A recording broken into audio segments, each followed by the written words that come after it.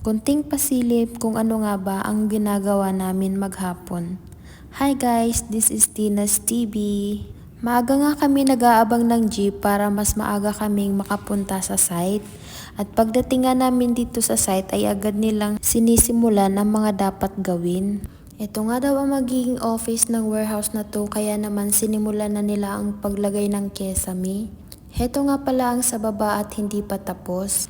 Dumadami na nga ang branch ng tindahan ng may-ari, kaya naman naisipan niyang magpatayo ng warehouse. Shoutout nga pala dito kay Kuya Guard na parang bigat na bigat sa dala niyang baril-barilan.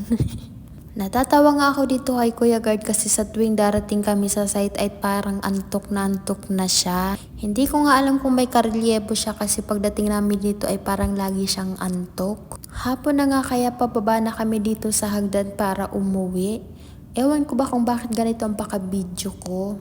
Hindi ko na nga binakita ang buong maghapon na trabaho nila, kaya naman pagkatapos ay dumiretso na kami dito sa pagupitan. Sabi nga ng kasama ko gusto niya daw magpagupit dahil sobrang init, hindi siya komportable magtrabaho. Kaya naman pagkatapos ng trabaho ay agad kami ditong dumiretso.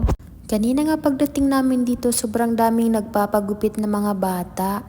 Naalala ko nga pala ngayon ay pasukan na. Kaya naman kailangan ng mga bata magpagupit.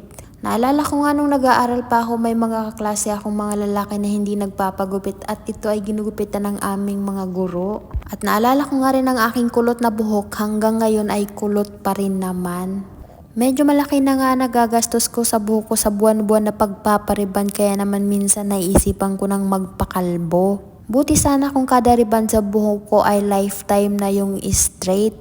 Ito talaga ang pinakamahirap na part sa aming mga kulot na yawa. Mga kulot dahil kailangan pa namin gumasto para ma-achieve lang yung straight na buhok. Ang hirap nga mag voice over, kaya naman minsan tinatamad ako. Tapos na nga siyang magpagupit at tapos na rin kami mamalengke, kaya naman ngayon pauwi na kami. Nakasakay nga kami dito sa jeep nila na super colorful, kaya naman masarap sumakay. Loloko nga si kuya na ito inaabot ko sa kanya ang bayad instead sa driver na malapit lang naman. Nagtatawanan nga kami dito dahil umiral na naman ang aking kagagahan. At dito ko na nga tinatapos ang aming mini vlog. Bye po! Thank you for watching!